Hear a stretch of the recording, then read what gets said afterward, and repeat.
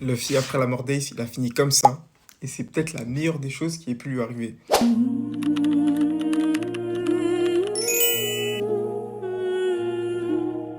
Avant de me sauter dessus, Luffy, c'est un perso, il est jamais inquiet.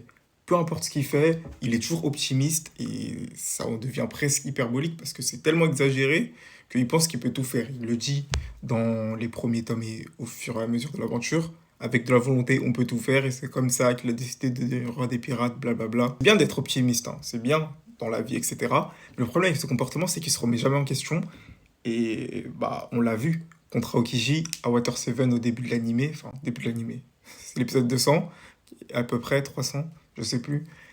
C'est la première fois qu'il se remet en question parce qu'il se fait massacrer par Aokiji et il comprend que bah il y aura des adversaires beaucoup plus puissants, il le dit à Blue Eno, et qu'il faudra qu'il acquiert de nouveaux pouvoirs pour protéger ceux qu'il aime, parce que c'est aussi son but.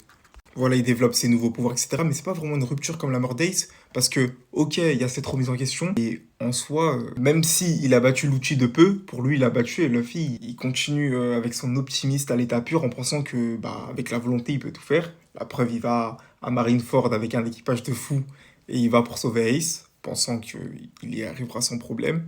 D'ailleurs, à Impel Down aussi, il a failli mourir.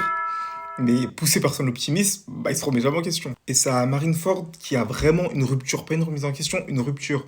Parce que bah, quand Ace meurt et que Luffy, malgré son optimisme, malgré le fait qu'il ait mis toutes les chances de son côté, comme d'habitude, comme ça passe toujours avec un peu de chance, etc., pour pouvoir sauver Ace et il voit que ça marche pas, bah, Oda il crée une rupture où ça nous montre que, comment dire, les efforts qu'on a l'habitude de nous dire depuis la nuit des temps, qu'avec les efforts, t'auras ce que tu veux, etc., il suffit de te donner les moyens, etc., bah, là il s'est donné les moyens, il a fait tout ce qu'il peut, vraiment il a même développé le haki inconsciemment, il a fait tout ce qu'il pouvait, il a quand même échoué.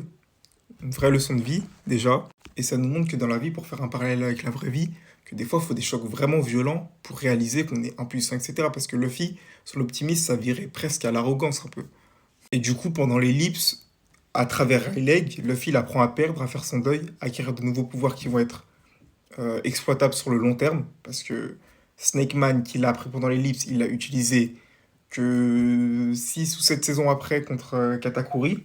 Je trouve que c'est un parfait exemple de croissance post-traumatique et à ne pas confondre avec la résilience, parce que la résilience, pour expliquer la croissance post-traumatique déjà, c'est quand tu réagis positivement à un traumatisme majeur. La résilience aussi, mais dans la résilience, il y a plus le truc de t'es comme avant, mais t'as réparé le truc.